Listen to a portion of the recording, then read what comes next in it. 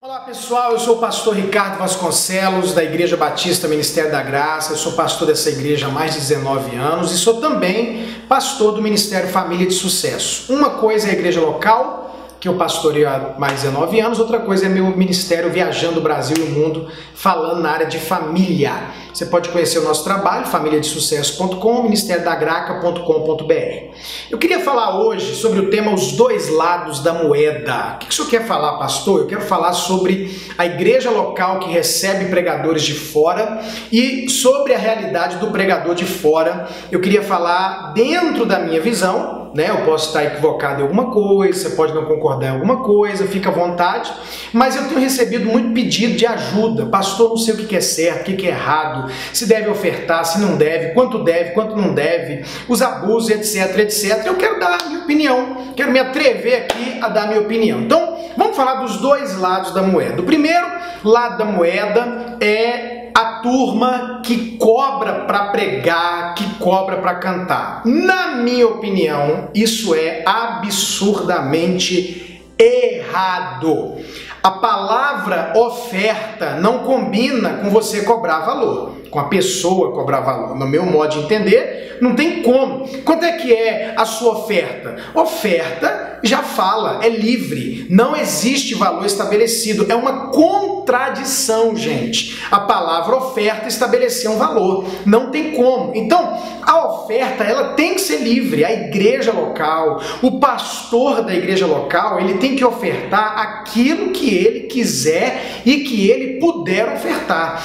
A gente não pode, no meu entendimento, cobrar valores. Agora, eu entendo o outro lado da moeda. Por quê?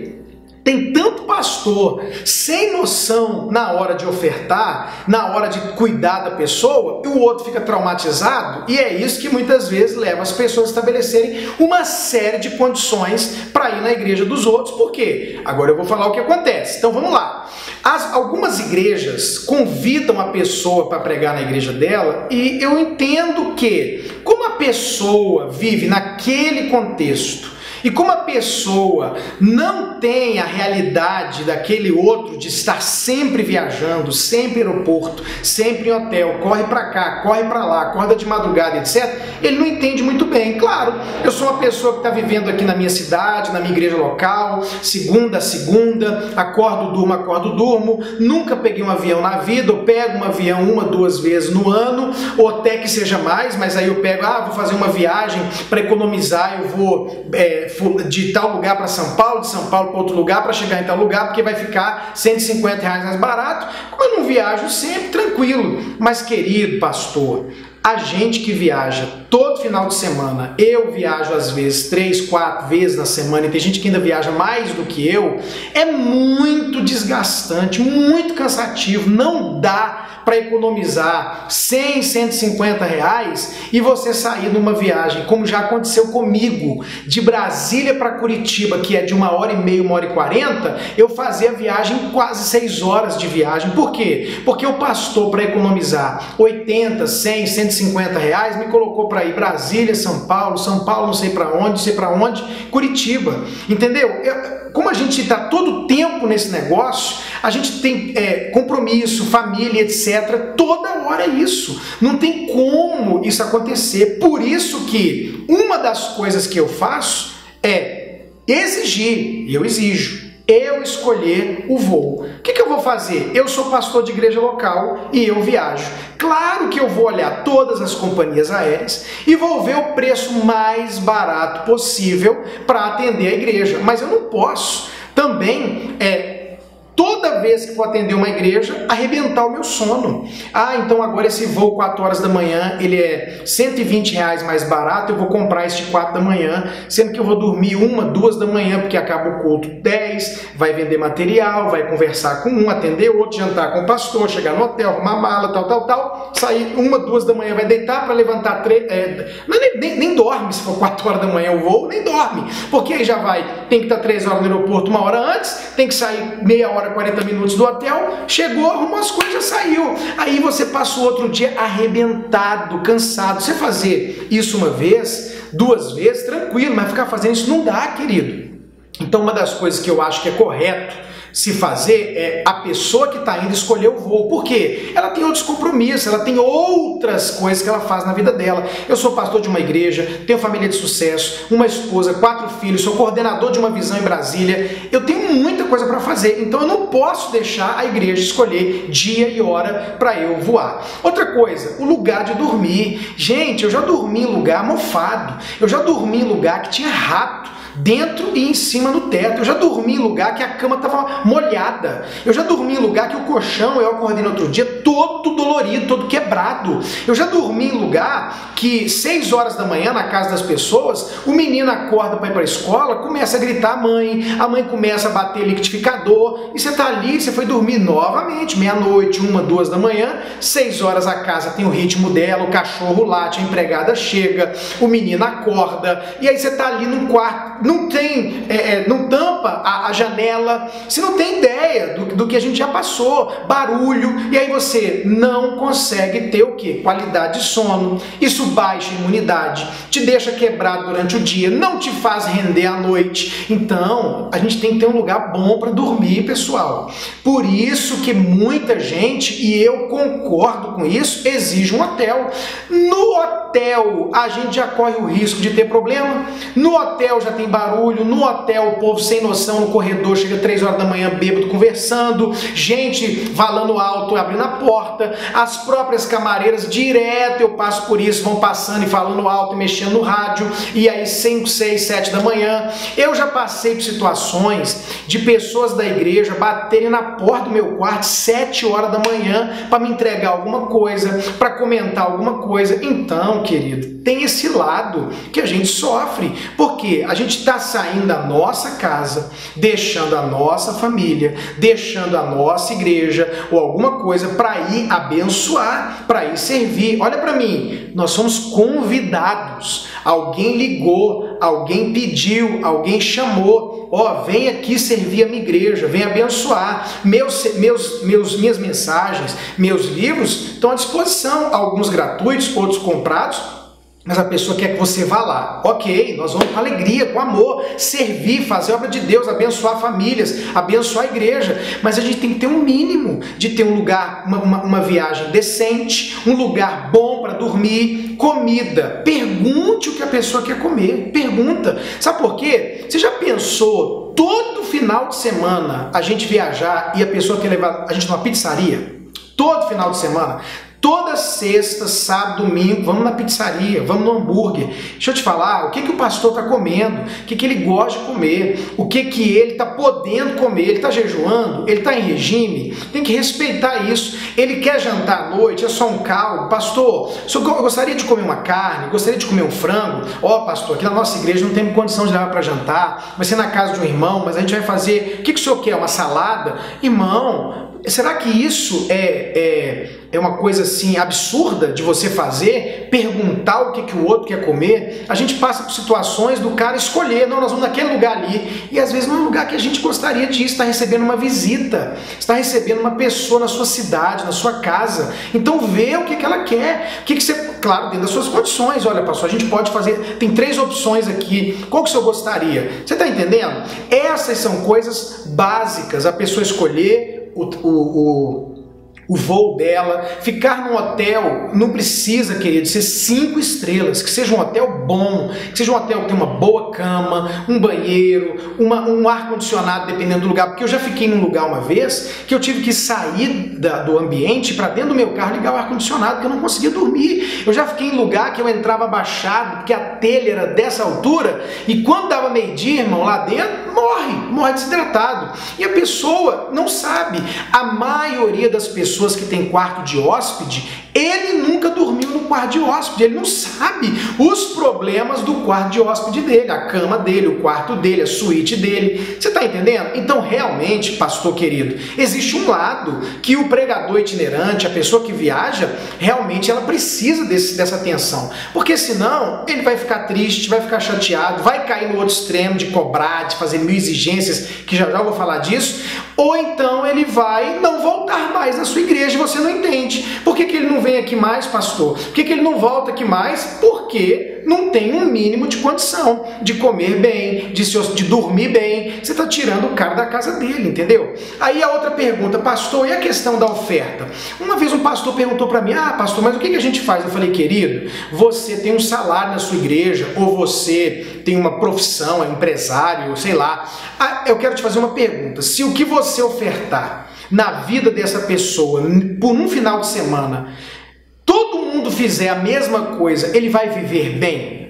A minha pergunta é essa, porque eu vou te falar uma coisa, querido, se eu atender 4 finais de semana, 4 igrejas, na realidade hoje, julho de 2018, e cada final de semana a igreja me der R$1.000 de oferta, eu não vivo.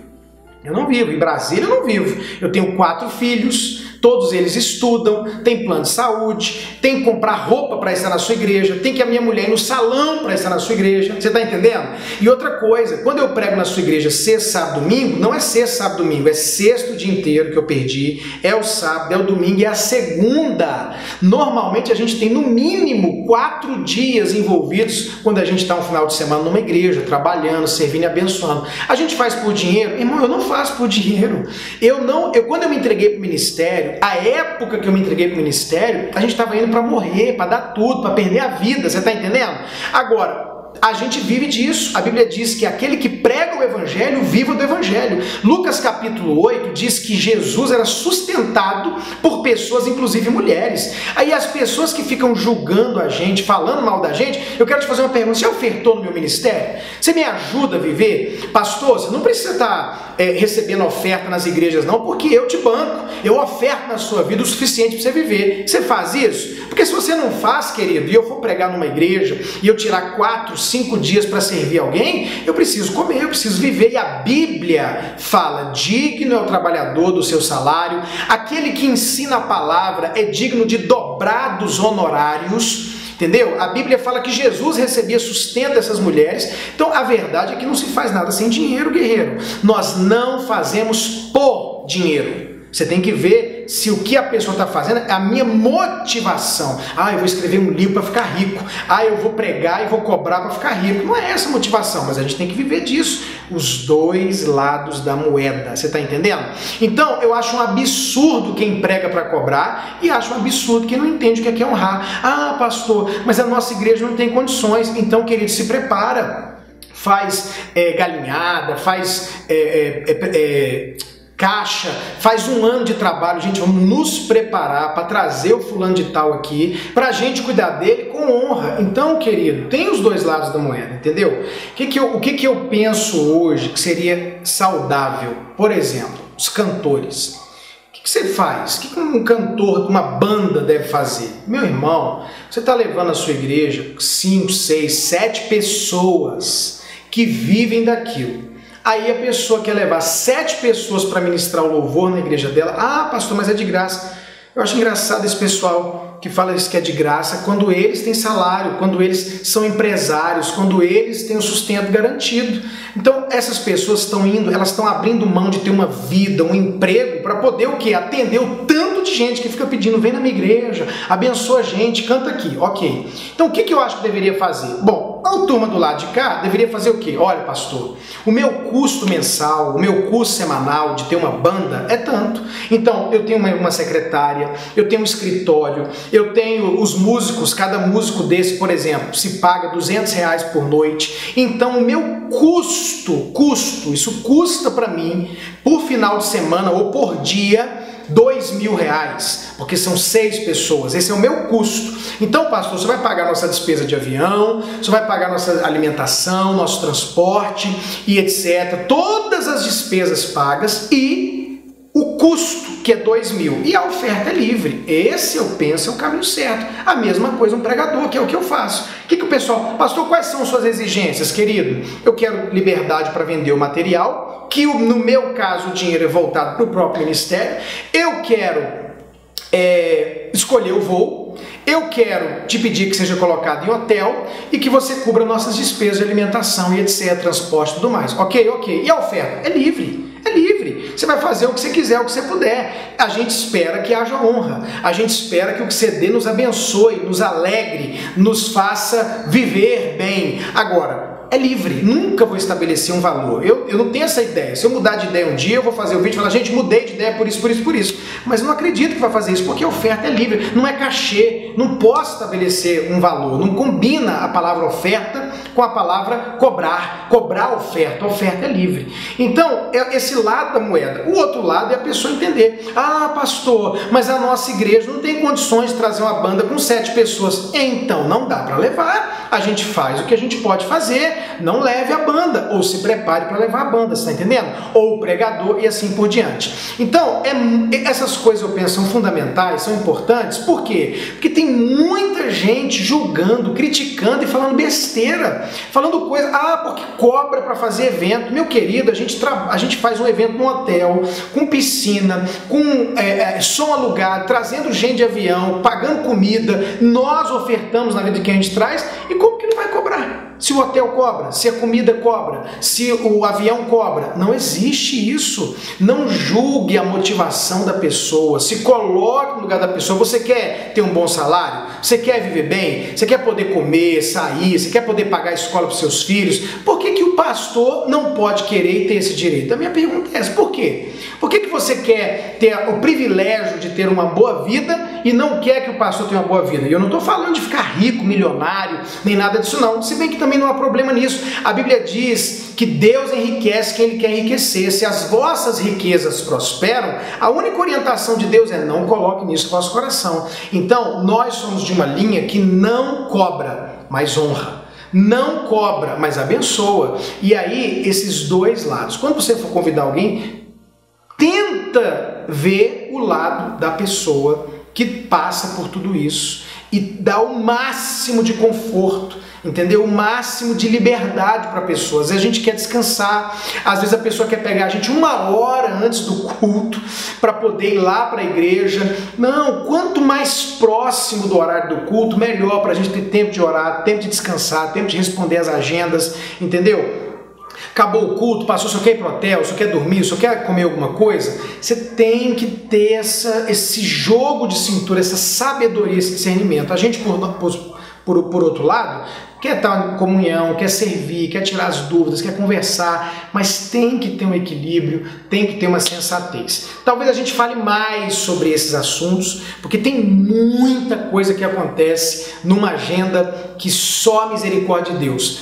Extremos. Gente que exige toalha branca, não sei o que, um carro só pra mim, um pessoal que tem uma síndrome de querer ser artista, de querer ser importante, e gente também, como já aconteceu comigo, que a gente vai chega no hotel, vai para viajar para ir pro local do evento, que é mais 2 horas de carro, aí a gente vai lá exprimir dentro do carro torto, entendeu? Com um monte de gente. Irmão, pelo amor de Jesus, ajuda a gente. A gente vive dentro de carro, viajando, dentro de avião, dentro de hotel, alivia a nossa vida, porque a gente precisa estar saudável, forte, empolgado para servir o melhor possível a igreja e o corpo de Cristo, tá bom? São 2 lados da moeda, não julgue para não ser julgado, cuidado como você mede. Tenta se colocar no lugar do outro, que é o que eu faço também. Eu sou pastor de igreja local, aí o cara quer 10 mil, 5 mil de oferta por um culto. Não é a realidade da minha igreja. O salário de muito pastor na igreja nem é isso. Então são os 2 extremos que são perigosos, e eu queria deixar minha opinião sobre isso, especialmente para você, pastor, que convida outros pastores e que vive perguntando para a gente, para outras pessoas, o que faz, o que não faz, qual é a medida. Eu espero que isso te ajude a mais ou menos alinhar, tá bom? Meu desejo, minha motivação é ajudar e abençoar. Graças a Deus, a maioria dos lugares que a gente vai tem sido muito bem tratado, tem sido muito bem cuidado e muito abençoado. Que Jesus te abençoe, abençoe o reino, a igreja, que haja honra, que é isso que a Bíblia ensina, que as pessoas sejam bem tratadas, amadas, cuidadas, e que a igreja faça o melhor dentro das suas condições. Que os pastores e cantores não sejam com o mesmo espírito do mundo de querer dinheiro, enriquecimento a qualquer custo, e glamour e posições especiais, porque nós somos chamados para servir e para amar e para abençoar, tá bom? Deus te abençoe muito, espero que ajude. Grande abraço, até a próxima.